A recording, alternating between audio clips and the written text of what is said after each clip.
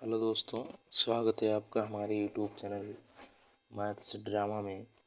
दोस्तों, आज से हम कक्षा 10 का एक नया अध्याय शुरू करेंगे जिसका नाम है ऊंचाई एवं दूरी। कई बुक में दोस्तों आपको ऊंचाई एवं दूरी के नाम से नहीं मिलेगा, तो आपको मिलेगा दोस्तों त्रिकोणमिति के अनुप्रयोग। तो इसका मतलब ये है दोस्तों कि हम जो त्रिकोणमिति सीख चुके हैं उसका अपने जीवन में कहाँ हम इस्तेमाल कर सकते हैं, वो चीज़ें इस पाठ में हम आपको बताएंगे। ठीक, त्रिकोणमिति के अनुप्रयोग के कैसे सवालों को हल किया जाता है, इसको जानने के लिए हम आपको कुछ छोटी छोटी बातें बताना चाहते हैं दोस्तों। ठीक, चलिए तो वो छोटी छोटी बातें हम आपको बताते हैं दोस्तों। पहली बात है ये हमारी, देखिए यहाँ पर हमने लिखा हुआ दोस्तों कि क्षैतिज रेखा क्या होता है। क्षैतिज रेखा को हम दोस्तों बोलते हैं अंग्रेजी में हॉरिजेंटल लाइन। हॉरिजेंटल लाइन का मतलब दोस्तों होता है क्षैतिज रेखा। कोई भी रेखा दोस्तों जो पृथ्वी के समांतर होकर जाती है उसे हम क्षैतिज रेखा कहते हैं। ठीक, जैसे यहाँ पर लिखा हुआ हमने कि वह रेखा जो प्रेक्षक प्रेक्षक मतलब जो चीज़ें किसी के द्वारा ऑब्जर्व की जाती हैं वो प्रेक्षक होता है। प्रेक्षक या दर्शक, दर्शक का मतलब देखने वाला, तो दर्शक कहिए चाहे प्रेक्षक कहिए। ठीक, बात एक है कि आँख से सीधी भूमि के समांतर जाती है, क्षैतिज रेखा कहलाती है। मतलब दोस्तों क्षैतिज रेखा क्या है, वह रेखा जो किसी दर्शक के आँख से सीधी भूमि के समांतर जाती है उसे हम क्षैतिज रेखा कहते हैं। दोस्तों यहाँ पर मैंने एक चित्र बनाया हुआ है, देखिए यहाँ पर हमारा कोई व्यक्ति खड़ा हुआ है और ये हमारे उस व्यक्ति की आँख है, आप ये समझिए। मतलब वो प्रेक्षक की आँख है और वो एक वस्तु को देख रहा है। यहाँ पर ये वस्तु हमारा क्या है, गेंद है। तो देखिए दोस्तों, ये हमारी पृथ्वी है। पृथ्वी के समांतर ये जो लाइन जा रही है, देख रहे हैं इसको, जो दर्शक के आँख से होकर सीधा भूमि के समांतर जा रही है, वही हमने लिखा हुआ है यहाँ पर कि दर्शक की आँख से सीधी भूमि के समांतर जाती है। तो देखिए दोस्तों, ये दर्शक की आँख है, सीधी जा रही है, पृथ्वी के समांतर भी है, तो इसको हम बोलते हैं दोस्तों क्षैतिज रेखा। ठीक, अब जरूरी नहीं है दोस्तों कि प्रेक्षक हमारा पृथ्वी पर ही हो, पृथ्वी से ऊपर भी हो सकता है। तो मान लीजिए कि कोई प्रेक्षक हमारा यहाँ पर है दोस्तों, वो पृथ्वी से ऊपर है, तो ये हमारे प्रेक्षक की आँख है दोस्तों, प्रेक्षक की आँख है। तो देखिए मान लीजिए कि ये प्रेक्षक की आँख है दोस्तों और ये नीचे की एक वस्तु को देख रहा है। यहाँ पर आप क्या देख रहे थे कि जो प्रेक्षक था नीचे था और ऊपर की वस्तु को देख रहा था, मगर यहाँ पर जो प्रेक्षक है दोस्तों ऊपर है और वस्तु हमारी नीचे है। तो यहाँ से इसको देख रहा है, तो देखिए ये हमारी पृथ्वी है, पृथ्वी के समांतर एक रेखा जा रही है, देख रहे हैं क्षैतिज रेखा है जो दर्शक की आँख से सीधी भूमि के समांतर है। तो ये हमारी दोस्तों क्या है, ये हमारी क्षैतिज रेखा है। ठीक, इसको हम क्षैतिज रेखा बोलते हैं। तो दोस्तों क्षैतिज रेखा का मतलब यही होता है कि वह रेखा जो प्रेक्षक की आँख से सीधी भूमि के समांतर जाती है उसे हम क्षैतिज रेखा कहते हैं। ठीक, चलिए दोस्तों दूसरा पॉइंट हम आपको बताते हैं। देखिए दूसरा पॉइंट है दोस्तों हमारे पास, यहाँ पर देख सकते हैं दूसरा पॉइंट है दोस्तों कि हम लोग दृष्टि रेखा किसे कहते हैं। ठीक, दूसरा पॉइंट है दोस्तों दृष्टि रेखा। तो यहाँ पर हमने लिखा हुआ है दोस्तों कि दृष्टि रेखा क्या है, देख लीजिए, उसके बाद हम आपको चित्र के माध्यम से समझाते हैं। लिखा है दोस्तों, जब कोई दर्शक किसी वस्तु को देखता है तो दर्शक की आँख को उस वस्तु से मिलाने वाली सरल रेखा दृष्टि रेखा कहलाती है, या दर्शक की आँख और देखी जाने वाली वस्तु को मिलाने वाली रेखा को दृष्टि रेखा कहते हैं। जैसे देखिए दोस्तों, ये हमारा कोई प्रेक्षक है। ठीक, ये अपने आँख से एक वस्तु को देख रहा है जो गेंद है। ठीक दोस्तों, यहाँ पर हमने गेंद लिया हुआ है। तो दर्शक की आँख को और वस्तु को जो जोड़ने वाली रेखा होती है दोस्तों, ये रेखा, इसको हम दृष्टि रेखा कहते हैं। और दोस्तों वो रेखा जो दर्शक के आँख से सीधी जाती है और पृथ्वी के दोस्तों समांतर है। तो ये तो हमारी क्षैतिज रेखा हो गई, ये हमारी दृष्टि रेखा। दृष्टि रेखा का मतलब ये होता है दोस्तों कि यहाँ पर देखिए लिखा है दर्शक की आँख और देखी जाने वाली वस्तु को मिलाने वाली रेखा। तो यहाँ पर जो दर्शक है दोस्तों वो गेंद को देख रहा है, ठीक। तो गेंद को और दर्शक के आँख को जो ये मिलाने वाली रेखा आप देख रहे हैं, इसी को दोस्तों हम दृष्टि रेखा बोलते हैं, ठीक। इसको अंग्रेजी में दोस्तों बोलते हैं लाइन ऑफ साइट, ठीक। अब ज़रूरी नहीं है दोस्तों कि दर्शक नीचे से ही ऊपर की वस्तु को देखे, जैसे यहाँ पर देख सकते हैं ये हमारा दर्शक है। अब दर्शक ऊपर है दोस्तों, गेंद यहाँ पर नीचे है, तो ऊपर से नीचे देख रहा है। तो देखिए ये दर्शक देख रहा है इस गेंद को, तो गेंद को और दर्शक की आँख को मिलाने वाली जो रेखा है दोस्तों, ये रेखा, इसी को हम बोलेंगे दृष्टि रेखा, ठीक। और ये तो दोस्तों हो जाएगी हमारी क्षैतिज रेखा, क्योंकि ये भूमि के समांतर है दोस्तों, ठीक। तो ये भूमि के समांतर है, इसीलिए इसको क्षैतिज रेखा बोलते हैं, ठीक। चलिए दोस्तों, यहाँ तक मुझे लगता है कि आपका कॉन्सेप्ट क्लियर हुआ है। चलिए हम आगे की ओर बढ़ते हैं और आपको बताते हैं कुछ नए नए बातें। देखिए अब बात करेंगे हम दोस्तों कि उन्नयन कोण क्या होता है, ठीक। देखिए उन्नयन कोण कहिए दोस्तों, या आप इसी को बोल सकते हैं उन्नताश कोण, या इसी को बोल सकते हैं दोस्तों उन्नति कोण। तो उन्नयन कोण के दोस्तों 3 नेम हैं, जो भी आप याद करना चाहें दोस्तों वो याद कर सकते हैं। उन्नयन कोण कहिए, उन्नताश कोण कहिए, या आप उसी को उन्नति कोण भी कह सकते हैं दोस्तों। तो इसके 3 नाम हैं। इसको अंग्रेजी में हम दोस्तों बोलते हैं angle of elevation. Angle of elevation का मतलब होता है दोस्तों उन्नयन कोण। चलिए दोस्तों उन्नयन कोण हम समझते हैं। देखिए उन्नयन में आप देखिए दोस्तों यहाँ पर लिखा हुआ छोटाऊ। छोटाऊ का मतलब देखिए उससे ऊपर समझ लीजिए आप, ठीक। और नयन का मतलब आप जानते हैं आँख। तो हम आँख से जब किसी ऊपर की वस्तु को देखते हैं तो वहाँ पर उन्नयन कोण बनता है। देखिए यहाँ पर हमने परिभाषा लिखा है दोस्तों कि उन्नयन कोण क्या है। जैसे जब कोई वस्तु दर्शक की आँख की क्षैतिज रेखा के ऊपर होती है, जैसे कोई दोस्तों दर्शक है हमारा, वो किसी चीज़ को देख रहा है और उसकी आँख के क्षैतिज रेखा से वो चीज़ ऊपर होती है, तो दर्शक को उस वस्तु को देखने के लिए दोस्तों अपना सिर उठाना पड़ता है। सिर उठाने के दौरान क्या होता है दोस्तों, इस प्रक्रम में दर्शक की दृष्टि रेखा जो होती है वो क्षैतिज रेखा से एक कोण बनाती है, जिसे हम उन्नयन कोण कहते हैं। देखिए जैसे दोस्तों ये हमारा प्रेक्षक है, इस गेंद को देख रहा है, ठीक। तो इस गेंद को और इस दर्शक की आँख को मिलाने वाली रेखा तो हमारी दृष्टि रेखा हो गई दोस्तों, ये हमारी क्षैतिज रेखा हो गई। और देखिए क्षैतिज रेखा और दृष्टि रेखा के बीच में एक दोस्तों कोण बन रहा है, यहाँ पर हमने लिखा हुआ थीटा, इसी को दोस्तों हम बोलते हैं उन्नयन कोण। तो या आप ऐसा याद कर सकते हैं दोस्तों, इसका 2 डिफिनीशन है कि जब हम आँख उठाकर किसी बिंदु को देखते हैं दोस्तों, देखने पर तो हमारे आँख में एक कोण बनता है, उससे हम उन्नयन कोण कहते हैं, ठीक। उन्नयन कोण तभी बनता है दोस्तों जब वस्तु जो है ऊपर हो और दर्शक जो है दोस्तों वो नीचे हो, ये बात समझिए, ठीक। इसीलिए इसका नाम है दोस्तों उन्नयन। उन्नयन का मतलब, नयन का मतलब दोस्तों आँख होता है, उ का मतलब ऊपर, ऐसा समझ सकते हैं। तो यानी कि आँख दोस्तों जब हम देखेंगे तो ऊपर की वस्तु को देखेंगे, ये बात है, ठीक। चलिए दोस्तों अगला पॉइंट हम आपको समझाते हैं कि अवनमन कोण क्या है यार। देखिए अवनमन कोण का दोस्तों 3 नाम है। एक है अवनति कोण, अवनमन कोण, या आप इसी को बोल सकते हैं दोस्तों अवनत कोण।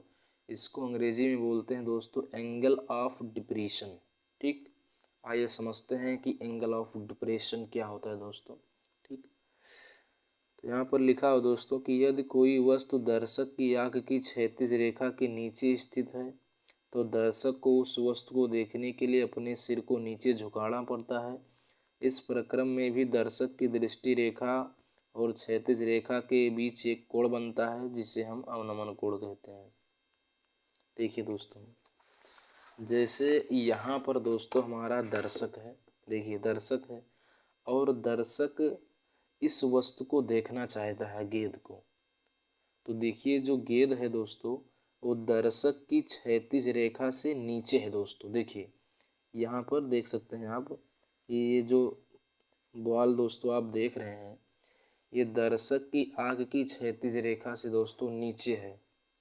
तो इसका मतलब ये है कि दोस्तों अवनमन कोण कब बनेगा, जब वस्तु नीचे होगा और दर्शक ऊपर होगा। ठीक, तो देखिए इस क्षैतिज रेखा और दृष्टि रेखा के बीच में एक कोण बनना है दोस्तों, इसी को हम बोलते हैं दोस्तों अवनमन कोण। ठीक, तो यही हमने लिखा है दोस्तों। मतलब अवनमन कोण तभी बनेगा दोस्तों जब आप जो है आँख झुकाकर किसी बिंदु को देखेंगे तो आँख पर एक कोण बनेगा, उसे हम बोलेंगे अवनमन कोण। ठीक, देखिए एक चित्र हमने और बनाया दोस्तों। यहाँ पर हमारा प्रेक्षक है वो हवाई जहाज में है।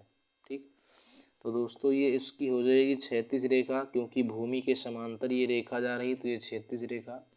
और यहाँ से कोई प्रेक्षक जो है सड़क पर चल रही एक कार को देख रहा है। तो दोस्तों यहाँ पर देखिए दृष्टि रेखा हो गई, क्योंकि जानते हैं दृष्टि रेखा का मतलब ये होता है कि जिस वस्तु को दर्शक देख रहा है, ठीक, और उसकी आँख को जो मिलाने वाली रेखा होती है उसको हम दृष्टि रेखा बोलते हैं। और क्षैतिज रेखा वो दोस्तों होती है जो पृथ्वी के समांतर जाती है। तो यहाँ पर भी एक अवनमन कोण बनता है। ठीक, तो इस तरीके से दोस्तों मैंने आपको उन्नयन कोण और अवनमन कोण के बारे में समझाया, और कुछ आपको और भी बातें बतानी है दोस्तों, उसको ध्यान में रखिएगा। देखिए कुछ गोल्डन पॉइंट है दोस्तों हमारे लिए। गोल्डन पॉइंट का मतलब दोस्तों आप समझ सकते हैं सुनहरा बिंदु। ठीक, यहाँ पर हमने लिखा है दोस्तों अवनमन कोण में जो वस्तु होती है दोस्तों, वस्तु को नीचे की ओर और दर्शक को ऊपर की ओर होना चाहिए, तभी अवनमन कोण बनता है। पहली बात। दूसरी बात ये है दोस्तों कि अवनमन कोण एंड उन्नयन कोण दोस्तों ये हमेशा क्षैतिज रेखा और दृष्टि रेखा के बीच में नापे जाते हैं।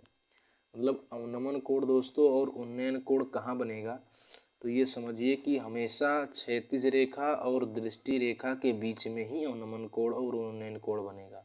ठीक, उन्नयन कोण और अवनमन कोण सदैव न्यून कोण होते हैं दोस्तों। ठीक, चौथा बिंदु है दोस्तों उन्नयन कोण और अवनमन कोण का मान जैसे जैसे हम वस्तु की ओर बढ़ते हैं वैसे वैसे बढ़ता जाता है। मतलब ये है दोस्तों कि अगर हम उन्नयन कोण और अवनमन कोण दोस्तों ये भिन्न भिन्न बिंदुओं पर भिन्न भिन्न होता है। जैसे ये देखिए, जैसे यहाँ पर दर्शक है हमारा, इसको देख रहा है। अब यहाँ अगर यहाँ से देखे तो कुछ दूसरा अवनमन कोण बनेगा। ठीक, तो जैसे जैसे दोस्तों अब जैसे यहाँ पर है तो आँख इसको थोड़ा झुकाना पड़ रहा है, यहाँ पर पहुँचेगा आँख ज़्यादा झुकाना पड़ेगा, यहाँ पर पहुँचेगा आँख ज़्यादा झुकाना पड़ेगा। मतलब दोस्तों जैसे जैसे हम वस्तु की ओर बढ़ते जाते हैं दोस्तों तो अवनमन कोण और जो उन्नयन कोण होता है दोस्तों वैसे वैसे बढ़ता जाता है। अगर वस्तु से हम दूर होते जाते हैं तो अवनमन कोण और उन्नयन कोण दोस्तों घटता जाता है। ठीक, और एक बात है दोस्तों कि जो उन्नयन कोण होता है और अवनमन कोण होता है ये दोनों बराबर होता है दोस्तों, क्योंकि ये कोण और ये कोण दोस्तों एक एकांतर कोण होता है, इसी कारण। तो ये अवनमन कोण है दोस्तों, ये उन्नयन कोण है, तो इनका और इनका मान बराबर होता है। अब एक सबसे मेन पॉइंट है दोस्तों छठवां नंबर, जब हम किसी सवाल को लगाएंगे दोस्तों तो दर्शक को एक बिंदु से लिखेंगे और वस्तु को भी एक बिंदु से लिखा जाता है। ठीक, चलिए दोस्तों आपको हम सवाल करवाते हैं कुछ, ताकि आपका कॉन्सेप्ट और क्लियर हो जाए। देखिए दोस्तों यहाँ पर हमने आपके लिए कुछ प्लानिंग कर दिया है, प्लानिंग करके मैं आपको पढ़ा रहा हूँ दोस्तों। कि कोई भी सवाल ऊंचाई एवं दूरी का है तो आपसे छूटे ना। ठीक, देखिए यहाँ पर हमने चुना हुआ है दोस्तों टाइप नंबर पहला। मतलब दोस्तों हम टाइप नंबर पहले में ऐसे सवालों का सामना करेंगे दोस्तों, ठीक, जिसमें समकोण त्रिभुज की दो भुजाएं मालूम होंगी दोस्तों, और त्रिभुज के न्यून कोण ज्ञात करेंगे। और जानते हैं दोस्तों न्यून कोण क्या है? तो आप जानते हैं कि अवनमन कोण और उन्नयन कोण न्यून कोण ही होता है, तो हम उसी की बात करते हैं। ठीक, तो यहाँ पर याद रखिए दोस्तों कि हम यहाँ पर टाइप नंबर पहला सवाल करने जा रहे हैं। मतलब ऐसे सवाल का आपको सामना करना सिखाएंगे दोस्तों कि जिसमें दो भुजाएं मालूम होंगी दोस्तों, और उन्नयन कोण या अवनमन कोण आपसे कहा जाएगा कि इसको निकालिए। ऐसे सवाल लगाएंगे दोस्तों हम लोग। ठीक, चलिए एक क्वेश्चन है दोस्तों हमारे पास लिखा हुआ है, एक मीनार की ऊंचाई 2√3 मीटर है तथा उसके छाया की लंबाई 2 मीटर है। प्रकाश स्रोत का उन्नयन कोण ज्ञात करें। देखिए प्रकाश स्रोत का मतलब ये होता है दोस्तों कि जहाँ से प्रकाश निकल सकता है। जैसे सूरज है हमारा, ये दोस्तों हमारा सूर्य है, तो ये क्या है दोस्तों, एक प्रकाश स्रोत है। मतलब यहाँ से प्रकाश निकलता है, लाइट का दोस्तों ये सोर्स है। तो देखिए दोस्तों ये जो हमने बनाया हुआ है ये हमारी क्या है, मीनार है। इसको हम मीनार बोलते हैं, बना दिया हमने चित्र। ये मीनार है, कह रहा है कि जो मीनार की ऊंचाई है दोस्तों वो 2√3 है। तो ये मीनार की ऊंचाई हो जाएगी दोस्तों 2√3। ठीक, उसके बाद कह रहा है कि मीनार की जो छाया है दोस्तों ये उसकी मीनार की छाया हो जाएगी। देखिए ये इसकी मीनार की छाया, तो कह रहा है कि मीनार की छाया की लंबाई दोस्तों 2 मीटर है। आपको मालूम करना है दोस्तों उन्नयन कोण। तो आप जानते हैं दोस्तों कि उन्नयन कोण तभी बनेगा जब आप नीचे से ऊपर की वस्तु को देखेंगे, तभी तो उन्नयन कोण बनेगा। तो इसका मतलब प्रेक्षक हमारा यहाँ पर है और वस्तु हमारी यहाँ पर है, तो यहाँ पर जो कोण बन रहा है दोस्तों यही हमारा उन्नयन कोण है। इसको हमने थीटा लिख दिया है। अब दोस्तों देखिए ये हमारा 90 डिग्री है, ये एक समकोण त्रिभुज आपको दिख रहा होगा। 90 के सामने वाली भुजा दोस्तों आप जानते हैं कर्ण होती है। थीटा के सामने जो पड़ता है लंब होता है, बाकी जो छूट जाता है उसको हम आधार बोलते हैं। ठीक, तो यहाँ पर दोस्तों हमने इस्तेमाल कर दिया दोस्तों tan थीटा का। देखिए tan थीटा बराबर होता है दोस्तों लंब बटा आधार। ठीक, तो यहाँ पर दोस्तों लंब का क्या नाम है, तो देखिए लंब है दोस्तों AB और आधार है हमारा BC। तो AB की वैल्यू हम रख देंगे 2√3 और BC की वैल्यू रख देंगे दोस्तों 2। तो 2 यहाँ से कैंसिल हो जाएगा, तो हो जाएगा √3, यानी tan थीटा बराबर √3। और आप जानते हैं दोस्तों कि tan 60 का मान √3 होता है। ठीक, तो यहाँ पर हमने √3 यहाँ ना लिखकर tan 60 लिख दिया है, और यहाँ से tan थीटा यहाँ से tan कैंसिल कर देंगे दोस्तों, तो हो जाएगा थीटा बराबर 60। यानी कि दोस्तों जो उन्नयन कोण बनेगा हमारा, ये जो थीटा होगा दोस्तों कितना होगा, तो ये 60 डिग्री का होगा। ठीक, चलिए दूसरा क्वेश्चन दोस्तों देखिए ये लिखा हुआ है दोस्तों कि एक मीनार की ऊंचाई 20 मीटर है, जमीन पर बनने वाली इसके छाया की लंबाई 20√3 है। सूर्य का उन्नयन कोण दोस्तों आपको ज्ञात करना है। देखिए एक चित्र हमने बनाया है दोस्तों, ये एक मीनार है। ठीक, इस मीनार की जो लंबाई है दोस्तों या ऊंचाई है ये हमारी कितनी है, 20 मीटर है बोल रहा है। और इसकी जो छाया है दोस्तों यहाँ पर इसकी छाया बन जाएगी, तो इसकी छाया है दोस्तों 20√3। इसका उन्नयन कोण मालूम करना है। अब दोस्तों उन्नयन कोण मालूम करना है, इसका मतलब वस्तु ऊपर है और प्रेक्षक हमारा नीचे है, तो यानी कि प्रेक्षक यहाँ पर R है और वस्तु हमारी P है दोस्तों। ठीक, तो ये हमको मालूम करना है। तो ये 90 डिग्री है दोस्तों, जानते हैं ये हमारा 90 डिग्री है। 90 डिग्री के सामने कर्ण पड़ता है, उसके बाद थीटा के सामने लंब होता है, और बाकी जो भुजा छूट जाती है वो हमारी आधार होती है, तो ये हमारी आधार हो जाएगी। अब दोस्तों कई बार हमको ये कन्फ्यूज़न होता है यार कि हम हमेशा tan थीटा ही का इस्तेमाल क्यों करते हैं, क्यों नहीं sin थीटा का इस्तेमाल करते हैं, cot थीटा का, cosec थीटा का। तो ऐसी कोई बात नहीं है यार कि इसका इस्तेमाल नहीं किया जाता है। आप देखेंगे कि इन सवालों को जब लगाएंगे तो अक्सर के आपको tan थीटा ही मिलेगा। क्योंकि देखिए दोस्तों यहाँ पर देखिए आपको दिया गया है लंब दिया है, आधार दिया है। तो दोस्तों हम जानते हैं कि tan थीटा बराबर होता है लंब बटे आधार। लंब को लिखते हैं दोस्तों P से और आधार को B से, परपेंडिकुलर बटा बेस। तो अक्सर करके जो चीज़ें दी जाती हैं दोस्तों उसी को फार्मूला में बना लिया जाता है। जैसे यहाँ लंब और आधार दिया है तो हम जानते थे कि tan में ही है, तो tan में ही इसको ले लिया गया है। या कॉट में भी ले सकते हैं दोस्तों, कॉट भी होता है आधार बटे लंब, तो कोई दिक्कत नहीं होगा। देखिए तो हमने एक तरीका बताया है कि पहला तरीका, इसको एक दो तरीके से और लगा सकते हैं दोस्तों। देखिए tan थीटा बराबर लंब बटे आधार। लंब क्या है दोस्तों यहाँ पर पी क्यू है और आधार क्या है क्यू आर है। ठीक, पी क्यू का मान रख देंगे दोस्तों 20, क्यू आर का मान रख देंगे दोस्तों, ये हमारा है 20√3, 20 कैंसिल 1/√3। ठीक, और दोस्तों जानते हैं कि 1/√3 tan कितने का मान होता है, तो tan जो है दोस्तों 30 डिग्री का मान 1/√3 होता है। ये 30 लिखा है दोस्तों, तो यहाँ से tan कैंसिल हो जाएगा तो थीटा बराबर 30, यानी कि उन्नयन कोण दोस्तों जो हो जाएगा, ध्यान रखिएगा दोस्तों कि ये 30 डिग्री लिखा हुआ है हमारा। ठीक, तो ये हमारा उन्नयन कोण बनेगा दोस्तों, तो 30 डिग्री का होगा, यहाँ पर बता सकते हैं आप। ठीक, अभी हमने इसी सवाल को लगाया है दोस्तों और भी तरीके से, मेथड नंबर सेकंड। जैसे दोस्तों आप साइन थीटा का भी इस्तेमाल कर सकते हैं, कॉस थीटा का भी इस्तेमाल कर सकते हैं। तो इसके लिए आपको दोस्तों पाइथागोरस प्रमेय लगाना होगा और कर्ण को मालूम करना होगा। तो वही हमने लगाया हुआ है, कर्ण स्क्वायर बराबर आधार स्क्वायर प्लस लंब स्क्वायर। तो हो जाएगा 20 का स्क्वायर प्लस परपेंडिकुलर हमारा 20√3, तो 20 का स्क्वायर 400। फिर इसका करेंगे दोस्तों तो 20 का 400 और √3 का 3, तो 400 3 1200, 12 और 4 1600। तो दोस्तों 1600 का वर्गमूल अगर हम लेंगे तो दोस्तों आ जाएगा हमारा 40। ये 40 लिखा है दोस्तों। ठीक, अच्छे से लिख देते हैं यार 40, ये भी हमारा 40 लिखा है। देखिए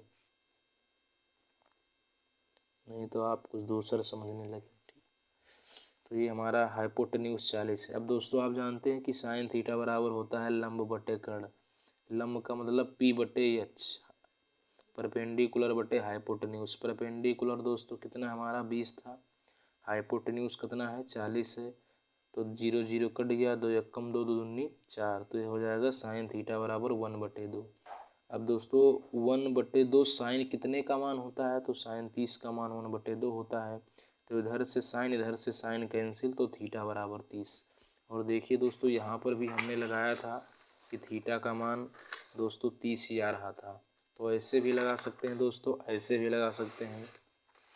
अब दोस्तों आपको लंब कर्ण आधार तीनों पता हो चुका है, तो आप किसी भी फार्मूले को लगा सकते हैं।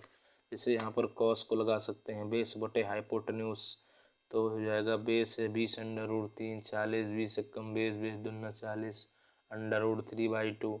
कॉस 30 का मान होता है √3/2। मतलब कहने का ये है यार कि ज़रूरी नहीं है कि आप tan थीटा का ही इस्तेमाल करें, बशर्ते दोस्तों अगर आप sine theta cos theta in सभी का इस्तेमाल करते हैं तो हो सकता है कि आपको कर्ण ना दिया जाए तो आपको कर्ण की भी ज़रूरत पड़ेगी। इसीलिए बुकों में दोस्तों अक्सर करके उन्हीं फार्मूले का इस्तेमाल किया जाता है जो चीज़ें दोस्तों दी जाती हैं, उसी का इस्तेमाल करके एक फार्मूला बनाया जाता है। चलिए दोस्तों एक सवाल और है हमारे पास। दोस्तों आप परेशान ना हो, अभी हम इस वीडियो के बाद अपना अगला वीडियो आपको देंगे, प्रश्नावली जो आपका अभ्यास है उस पर आपको करवाएंगे। यहाँ पर हम आपका कुछ बेस जनरेट करना चाहते हैं, कुछ बुनियादी चीज़ें हैं जो आपको जाननी चाहिए। देखिए एक तीसरा नंबर सवाल है, लिखा है दोस्तों सूर्य का उन्नयन कोण उस स्थिति में ज्ञात कीजिए जब किसी ऊर्ध्वाधर स्तंभ की परछाई की लंबाई स्तंभ की ऊंचाई के बराबर हो जाए। मतलब दोस्तों आपको सूर्य का उन्नयन कोण ऐसे सिचुएशन में मालूम करना है दोस्तों जब कोई ऊर्ध्वाधर स्तंभ हो, उसकी परछाई, ठीक है, ऊर्ध्वाधर स्तंभ की परछाई की लंबाई स्तंभ की परछाई के बराबर हो जाए। तो दोस्तों ये देखिए हमने मान लिया है कि माना स्तंभ की ऊंचाई h मीटर है। प्रश्न के हिसाब से ये कहा गया है कि स्तंभ की जो परछाई की लंबाई है दोस्तों वो स्तंभ की ही ऊंचाई है। इसका मतलब ये है दोस्तों कि सूर्य का उन्नयन कोण, जैसे कभी कभी हम दोस्तों देखते हैं कि हमारा जो परछाई है वो दोस्तों कभी कभी छोटा बनता है, कभी कभी बड़ा बनने लगता है दोस्तों। तो ये पूछ रहा है कि आपको सूर्य का वह उन्नयन कोण बताना है जब अगर कोई स्तंभ है उसकी जो परछाई की लंबाई हो दोस्तों और उसकी जो एक्चुअल लंबाई हो स्तंभ की वो दोनों बराबर हो जाए, ऐसे सूर्य का उन्नयन कोण मालूम करना है। ठीक, तो देखिए यहाँ पर देख सकते हैं दोस्तों, यहाँ पर हमने चित्र बनाया हुआ है, ये हमारा स्तंभ है दोस्तों। ठीक, स्तंभ है और मान लिया कि ये इसकी परछाई है दोस्तों। अब कह रहा है कि इसकी परछाई की लंबाई स्तंभ की लंबाई दोनों बराबर है, तो एच आपको थीटा मालूम करना है दोस्तों। ये 90 डिग्री है, जानते हैं 90 डिग्री के सामने क्या पड़ता है दोस्तों, तो ये हमारा कर्ण है, ये लंब है दोस्तों, ये आधार है। तो हम लगाएंगे tan थीटा, tan थीटा बराबर लंब बटे आधार, लंब भी एच आधार भी एच, तो एच एच कट जाएगा तो 1 बचेगा। तो दोस्तों tan कितने का मान 1 होता है, तो tan 45 का मान 1 होता है। तो यहाँ से tan कैंसिल आउट, तो थीटा बराबर 45 डिग्री। यानी कि दोस्तों अगर थीटा का मान 45 डिग्री हो जाएगा तो स्तंभ की लंबाई दोस्तों और परछाई की लंबाई दोनों बराबर हो जाएगी। ठीक, ठीक दोस्तों। तो दोस्तों आज बस इतना ही, और हम अगले वीडियो में दोस्तों आपको जो है ये जो बुक आप देख रहे हैं दोस्तों, इसका अभ्यास प्रश्नावली हम 10.1 लेकर आएंगे दोस्तों अगले वीडियो में, और आपको समझाएंगे कि इसके सवाल कैसे हल किए जाते हैं दोस्तों। ये हमने समझाया है आपको टाइप नंबर 1। टाइप नंबर 1 से रिलेटेड जो भी प्रॉब्लम है दोस्तों उनको हम यहाँ पर डील करेंगे दोस्तों। ठीक, तो आप जुड़े रहें दोस्तों हमारे साथ। अगर दोस्तों वीडियो हमारा आपको अच्छा लगा हो तो चैनल को सब्सक्राइब कर लीजिए यार, और शेयर करना बिल्कुल ना भूलें, लाइक भी कीजिए। ठीक, बाय बाय दोस्तों।